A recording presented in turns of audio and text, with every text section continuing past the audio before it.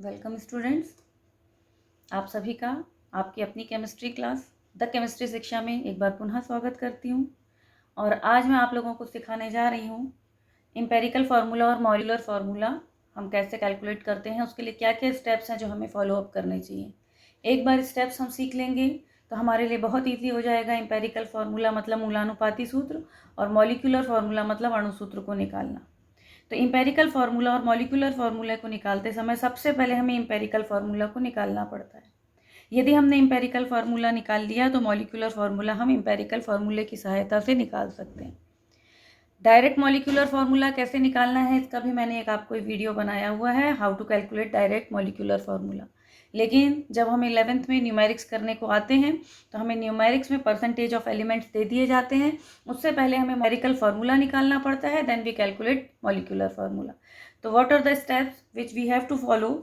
तो जब भी हमें कैलकुलेट करना है सबसे पहले हम इम्पेरिकल फार्मूला को कैलकुलेट करेंगे। इस इम्पेरिकल फार्मूला को कैलकुलेट करते समय हमें सबसे पहला स्टेप होगा, एक हमें टेबल बनाना पड़ेगा।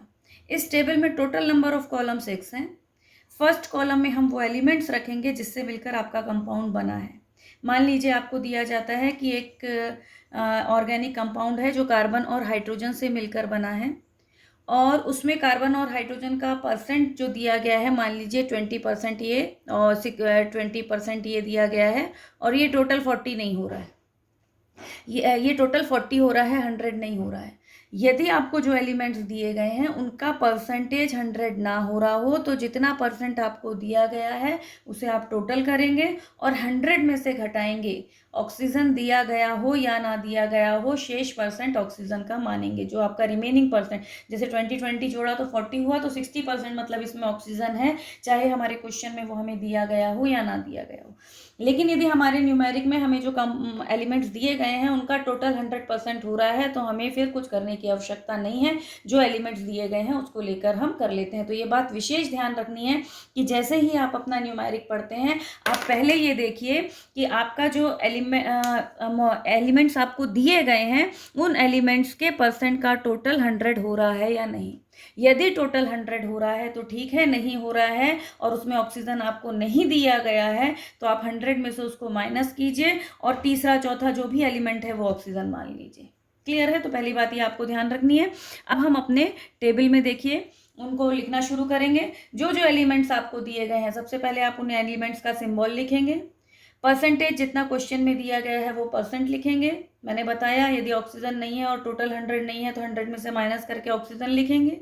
जो एलिमेंट आपने यहाँ लिया है, कार्बन है तो कार्बन का मास, हाइड्रोजन है तो हाइड्रोजन का मास, ऑक्सीजन है तो ऑक्सीजन का एटॉमिक मास, नाइट्रोजन है तो नाइट्रोजन का एटॉमिक मास कॉलम 3 में जाएगा। कॉलम 4 में हम निकालते हैं मोल्स या ग्राम एटम जिसे कहते हैं। तो मोल्स और ग्राम एटम कैसे निकालते हैं, तो किसी भी सब्सटेंस के वेट को यदि उसके एटॉमिक मास से डिवाइड कर दिया जाए तो नंबर ऑफ मोल्स मिल जाते हैं। यदि वो मॉलिक्यूल है तो मॉलिक्यूलर मास, खैर यहाँ हम एलिमेंट की बात कर रहे हैं इसलिए एटॉमिक मास लेंगे। तो जितना परसेंट दिया है कॉलम 2 को कॉलम 3 से आप डिवाइड करेंगे, मतलब percent divided by atomic mass, तो हमें नंबर ऑफ मोल्स या ग्राम एटम्स मिल जाएंगे। 1 ग्राम एटम इक्वल टू 1 मोल होता है। क्लियर है? 1 ग्राम एटम्स इक्वल टू 1 मोल। तो यहाँ पर आपको मोल्स मिल जाएंगे। अब इन मोल्स में डिफरेंट नंबर मिलेंगे, XYZ जो भी मिले आपको, उसमें देखना है सबसे लीस्ट नंबर ऑफ मोल्स कौन सा है। जो लीस्ट नंबर ऑफ मोल्स है उसका आप सारे में डिवीजन करेंगे। मान लीजिए यहाँ पे मिला आपको XYZ कुछ मिला और उसमें सबसे जो लीस्ट था वो Y था, तो X divided by Y, Y divided by Y और Z डिवाइडेड बाय Y। तो जो भी नंबर है, number of moles of this column upon least number of moles जो भी है उसको आप डिवाइड करेंगे तो आपको एटॉमिक या मोलर रेशियो मिल जाएंगे। तो ये एटॉमिक या मोलर रेशियो हमें कैसे निकालना है, तो moles upon least number of moles को डिवाइड करके। अब जो हमारा इंपेरिकल फार्मूला है ये कभी भी फ्रैक्शनल नंबर में या पॉइंट्स में नहीं लिखा जाता है ना। 4/3, 3/2 इस तरह का, या 1.99, 1.98 इस तरह का हम नहीं लिखते, इसको हमेशा होल नंबर में कन्वर्ट करते हैं। तो यदि आपका 1.99 आया है तो इसे 2 मान लेंगे, मान लीजिए 3.67 आया है तो इसे 4 मान लेंगे। वो राउंड ऑफ करते आपको बनते हैं, इस नंबर को राउंड ऑफ करते हैं, ये यदि 5 से बड़ा हो तो ये भी राउंड ऑफ हो जाता है। तो जैसे हम राउंड ऑफ करते हैं उसका नियम। और यदि मान लीजिए ये फ्रैक्शन में आया है, 3/4 आया है, तो 3/4 को यदि आप 4 से मल्टीप्लाई कर देंगे तो ये किस में, होल नंबर में चेंज हो जाएगा। हाँ, ये याद रखिएगा, मल्टीप्लाई करते समय यदि आपको एक को 4 से मल्टीप्लाई किया है तो जितने भी आपके मोलर रेशियो या एटॉमिक रेशियो आ रहे हैं उन सबको आप 4 से मल्टीप्लाई करेंगे। क्लियर है ये बात। और इस तरह आप क्या निकाल लेंगे, सिंपल होल नंबर रेशियो निकाल लेंगे। एम्पिरिकल फॉर्मूला क्या है, एम्पिरिकल फॉर्मूला है simplest whole number ratio of the element in a compound. तो आपके एलिमेंट, उनका सिंपल होल नंबर रेशियो, मान लीजिए यहाँ कार्बन था, यहाँ हाइड्रोजन था, यहाँ नाइट्रोजन था, यहाँ ऑक्सीजन था, ये आया एक्स, ये आया वाई, ये आया जेड, ये आया एम। तो आपका फॉर्मूला क्या बन जाएगा, आप सिंबल को लिखेंगे, सिंबल के नीचे होल नंबर रेशियो, सिंबल लिखेंगे, सिंबल के नीचे होल नंबर रेशियो, सिंबल लिखा, सिंबल के नंबर जो नीचे जो होल नंबर आ रहा है, ये आपका क्या हो जाएगा, एम्पिरिकल फॉर्मूला। इस तरह आपने फर्स्ट स्टेप एम्पिरिकल फॉर्मूला को कैलकुलेट कर लिया। अब हम सेकंड स्टेप की ओर फॉरवर्ड होते हैं, जिसमें हमें क्या करना है, मॉलिक्यूलर फार्मूला को निकालना है। तो एम्पिरिकल फार्मूला निकालने के लिए आपको याद रखना है कि आपको एक टेबल बनानी है। उस टेबल में 6 कॉलम होंगे, पहला कॉलम एलिमेंट, दूसरा परसेंट, तीसरा एटॉमिक मास, फोर्थ कॉलम में हम percent divided by atomic mass. Atomic mass को डिवाइड करने के बाद हमें लीस्ट नंबर चुनना है, जो लीस्ट नंबर है उससे हर मोल्स को या जो भी आपका ग्राम एटम है उसको डिवाइड करना है। आपको क्या मिल जाएगा, मोलर और एटॉमिक रेशियो, उसको होल नंबर में कन्वर्ट कर देना है। कभी भी पॉइंट्स या उसे फ्रैक्शनल रेशियो के फॉर्म में हम नहीं लिखते। और जो आएंगे उनमें आपको सिंबल को पहले लिखना है, उसके नीचे राइट हैंड साइड पर क्या लगा देना है, आपका होल नंबर जितना आ रहा है वो लगा देना है। तो ये आपका एम्पिरिकल फार्मूला तैयार हो जाएगा। अब एम्पिरिकल फार्मूला निकालने के बाद, क्योंकि एम्पिरिकल फार्मूला फर्स्ट स्टेप हमने क्लियर कर लिया, अब हमें सेकेंड स्टेप की ओर बढ़ना है। तो इसमें सबसे पहले मॉलिक्यूलर फार्मूला को निकालने के लिए हमारे पास 2 चीज़ें होनी चाहिए, एक मॉलिक्यूलर मास और दूसरा एम्पिरिकल फार्मूला मास। तो जो आपका एम्पिरिकल फार्मूला आया है उसमें जितने जितने एटम जिसके थे, जैसे कार्बन के 2 एटम हैं, एक एटम का मास हमें यहाँ से भी पता चल जाएगा कितना है, वो तो हमने ही लिखा है। तो उसे आप क्या करेंगे, जैसे कार्बन के 2 एटम है तो 2 × 12 तो 24, हाइड्रोजन का 1 होता है तो 1 + 6 करके हम उसका टोटल कर देंगे। तो आपको सबसे पहले एम्पिरिकल फार्मूला का मास निकालना है। जो भी आपका एम्पिरिकल फार्मूला आया है उसके एटॉमिक मास को उसके नंबर से मल्टीप्लाई करते हुए उन्हें ऐड कर देना है।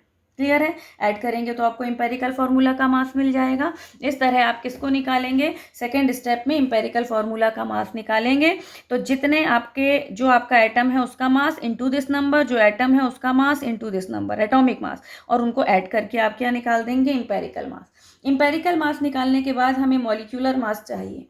मॉलिक्यूलर मास या तो हमें क्वेश्चंस में डायरेक्ट दिया जाता है, यदि हमें क्वेश्चन में डायरेक्ट नहीं दिया गया है तो हमें इस बात का ध्यान रखना है, हमें प्रश्न में वेपर डेंसिटी दी गई होगी, वाष्प घनत्व इसे बोलते हैं। तो हमें क्वेश्चन में क्या दिया गया होगा, वेपर डेंसिटी दी गई होगी। तो वेपर डेंसिटी में जब 2 से मल्टीप्लाई कर देते हैं, 2 × वेपर डेंसिटी, तो हमें मॉलिक्यूलर मास मिल जाता है। यदि मॉलिक्यूलर मास अणु द्रव्यमान हमें सीधे दिया गया है तो ये स्टेप करने की जरूरत नहीं है। अब now we calculate the number of N. ये n वो नंबर है जिससे एम्पेरिकल फार्मूला को हम मल्टीप्लाई कर देंगे। यहाँ आप देखेंगे एम्पेरिकल फार्मूला को नंबर ऑफ n से मल्टीप्लाई कर दें तो मॉलिक्यूलर फार्मूला में कन्वर्ट हो जाता है। तो ये n हम कैसे कैलकुलेट करेंगे, तो जो मॉलिक्यूलर मास आपने इस स्टेप में निकाला और स्टेप 3 में जो निकाला, या डायरेक्ट दिया गया था आपको, दोनों में से कुछ भी हो सकता है। ये स्टेप 3 में एम्पेरिकल फार्मूला आपने स्टेप 2 में निकाला। Empirical molecular formula divided by empirical formula. जो आपका मॉलिक्यूलर फार्मूला है वो ऊपर और जो एम्पेरिकल फार्मूला है वो नीचे। क्लियर है, तो इनको जब आप डिवाइड कर देंगे मॉलिक्यूलर मास को एम्पेरिकल फार्मूला मास से, तो आपको नंबर ऑफ एन मिलेगा। इस एन को आपको एम्पेरिकल फार्मूला से मल्टीप्लाई कर देना है। मान लीजिए मेरा आया था C2H4O2, इसको 2 से मल्टीप्लाई करना है तो नंबर से नंबर मल्टीप्लाई होगा और ये वैसे ही रहेंगे। तो कार्बन के 2 में 2 मल्टीप्लाई हुआ तो 4, हाइड्रोजन में हुआ तो 8, ऑक्सीजन में हुआ तो 4। ये हमारा उसका क्या हो जाएगा, मॉलिक्यूलर फार्मूला। तो स्टूडेंट इसका आप नोट कर लीजिए इसमें क्या क्या स्टेप्स हैं। तो इनको स्टेप्स को नोट करके आप न्यूमेरिक्स को आसानी से कर सकेंगे। तो इन please note down these steps ताकि आपको इनको करने में क्या हो, आसानी हो। टेबल बनाना है, इंपेरिकल फार्मूला का मास निकालना है, मॉलिक्यूलर मास कैलकुलेट करना है, मॉलिक्यूलर मास को इंपेरिकल फार्मूला से डिवाइड करना है और इंपेरिकल फार्मूला में n का मल्टीप्लाई करके उसे मॉलिक्यूलर फार्मूला में कन्वर्ट कर देना है। तो ये इसके स्टेप्स थे। आई होप कि आपको ये समझ में आ गए होंगे। अब मैं आपको इस पर एक न्यूमेरिक करवाती हूँ। इन स्टेप्स को बहुत अच्छे से अपनी कॉपी में राइट डाउन करिए और उसे याद कीजिए, लर्न करिए, ठीक है। तो देखिए स्टूडेंट्स, इसमें आपको एक न्यूमेरिक है। एक ऑर्गेनिक कंपाउंड है which contains carbon 54.3%, hydrogen 9% and its vapor density is 44. You have to calculate empirical formula and molecular formula. तो फर्स्ट ऑफ ऑल हम किसको कैलकुलेट करेंगे, एम्पेरिकल फार्मूला को। एम्पेरिकल फार्मूला को कैलकुलेट करने के लिए जैसे मैंने आपको बताया था, आप एक टेबल बनाएंगे। इस टेबल में टोटल नंबर ऑफ कॉलम्स कितने होंगे, 6। फर्स्ट कॉलम हमें बताएगा एलिमेंट, सेकेंड कॉलम हमें बताएगा परसेंट, थर्ड कॉलम में हम लिखते हैं एटॉमिक मास, फोर्थ कॉलम में हम लिखते हैं percent divided by atomic mass, जिससे हमें क्या मिलता है, नंबर ऑफ मोल्स और ग्राम एटम। यहाँ पर हम निकालते हैं एटॉमिक या मोलर रेशियो, एटॉमिक रेशियो भी आप लिख सकते हैं। और इस कॉलम में रहता है simplest whole number ratio. Clear है। तो इतना हमें कैलकुलेट करना है सबसे पहले। तो देखिए अब हम देखेंगे कि हमारा कंपाउंड जो है वो किस किस एलिमेंट से मिलकर बना है। तो कंपाउंड में है कार्बन, हाइड्रोजन। कार्बन है 54.3%, हाइड्रोजन है 9%। लेकिन मैंने आपको कहा है इन दोनों का आप टोटल देखेंगे, आप इनका टोटल देखें तो ये 100% नहीं हो रहा। ये कितना हो रहा है, तो 54.3 प्लस 9 मिला तो 63.3 आया। जब हमें कोई अदर एलिमेंट नहीं दिया है तो हमें थर्ड एलिमेंट और परसेंट टोटल ना हो, 100 ना हो रहा हो, तो थर्ड एलिमेंट किसको मानते हैं, ऑक्सीजन को। 100 में से किसको माइनस करेंगे, 63.3 को माइनस करेंगे तो हमारा ये आ जाएगा 36.7%। हमारा क्या आ गया, ऑक्सीजन। तो आपने इसको कैलकुलेट कर लिया। कार्बन का एटॉमिक मास 12, हाइड्रोजन का 1, this is 16। Now next column की ओर फॉरवर्ड होते हैं। 54.3 divided by 12, 9 divided by 1, 36.7 divided by 16। जब आप इसको डिवाइड करेंगे तो ये लगभग 4.52, ये 9 और ये आएगा 2.29। अब इसमें देखिए सबसे लीस्ट नंबर कौन सा है, 2.29। तो हमें इन सब नंबर्स को इस नंबर से डिवाइड करना पड़ेगा एटॉमिक या मोलर रेशियो के लिए। तो 4.52 divided by 2.29, 9 divided by 2.29, 2.29 divided by 2.29, तो ये तो 1 आ जाएगा। जब हम इसको डिवाइड करेंगे तो ये लगभग आएगा 3.93। इसको डिवाइड करने पर ये आएगा 1.97। मैंने कहा क्या कहा, पॉइंट में है तो आप उसे किस में कन्वर्ट कर दीजिए, होल नंबर में। और फ्रैक्शन में 4/3 या 3/2 इस तरह का निकल रहा है तो भी उसे आप होल नंबर में कन्वर्ट कीजिए। उसमें मल्टीप्लाई करते हैं, इसमें हम राउंड ऑफ करते हैं। 7 को राउंड ऑफ किया, 7 5 से बड़ा है तो ये क्या हो जाएगा, 9 उसके आगे वाला नंबर एक बढ़ता है तो ये 0 होगा। अब ये 9 है, ये बढ़ गया एक तो ये क्या हो जाएगा, 2। मतलब इसका सिंपलेस्ट रेशियो क्या आएगा, 2। अब ये 3 था तो ये 9 ही रहेगा, 3 था 5 से कम है तो इसमें कोई चेंज नहीं आएगा ये, लेकिन ये 5 से बड़ा है तो इसमें चेंज आएगा, ये 4 हो जाएगा। और ये तो है ही होल नंबर। तो इस तरह हमें सिंपलेस्ट होल नंबर रेशियो मिल गए। अब हमें क्या लिखना है, अपना एम्पेरिकल फार्मूला हमने निकाल लिया। तो एम्पेरिकल फार्मूला क्या मिला, मैंने क्या कहा, एम्पेरिकल फार्मूला को लिखते समय आपका जो एलिमेंट है ऊपर और जो रेशियो है वो उसके नीचे। एलिमेंट H रेशियो कितना आया, 4। एलिमेंट O रेशियो कितना आया, 1। अब हम क्या करेंगे, mass of empirical formula calculate करेंगे। तो मास ऑफ एम्पेरिकल फार्मूला के लिए जो हमारे एटम्स, हमारे पास नंबर ऑफ एटम्स हैं, एक कार्बन का वेट 12 है, 12 × 2 तो ये कितना आ गया, 24। 1 × 4 + 4, 16 × 1 + 16। जब आपने इसको ऐड किया तो 20, ये आ गया 44। ये एम्पेरिकल फार्मूला का मास हो गया। नेक्स्ट हमें मास क्या चाहिए, तो मॉलिक्यूलर मास है ना, हमें नेक्स्ट क्या चाहिए, मॉलिक्यूलर मास चाहिए। क्या ये क्वेश्चन में डायरेक्ट दिया है, तो डायरेक्ट नहीं दिया, हमें वेपर डेंसिटी दी है। तो मॉलिक्यूलर मास निकालने के लिए हमारा फॉर्मूला क्या हो जाएगा, 2 × वेपर डेंसिटी। तो 2 × 44 = कितना आ गया, 88। क्लियर है ये कितना आ गया, 2 × 44 किया तो 88। अब हमें क्या निकालना है, n कैलकुलेट करना है। तो n इक्वल टू होता है मॉलिक्यूलर मास, मॉलिक्यूलर लिखिएगा, एम्पेरिकल मास, एम्पेरिकल फार्मूला मास। तो ये कितना आ गया 88, ये कितना हो गया 44, मतलब आपका n आ गया 2। अब अब हमें क्या निकालना है, तो अब हमें फाइंड आउट करना है molecular formula. Molecular formula, molecular formula का कैसे निकालते हैं एम्पेरिकल से, तो n into empirical formula.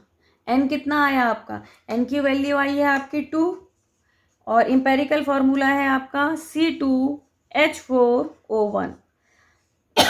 Number से नंबर को हम मल्टीप्लाई करेंगे, ये क्या हो जाएगा, 2 में 2 का मल्टीप्लिकेशन हुआ C4, 2 में 4 का मल्टीप्लिकेशन हुआ H8, O1 है तो 1 में 2 का हुआ तो O2। ये हमारा एम्पेरिकल फार्मूला हो गया, ये हमारा मॉलिक्यूलर फार्मूला हो गया।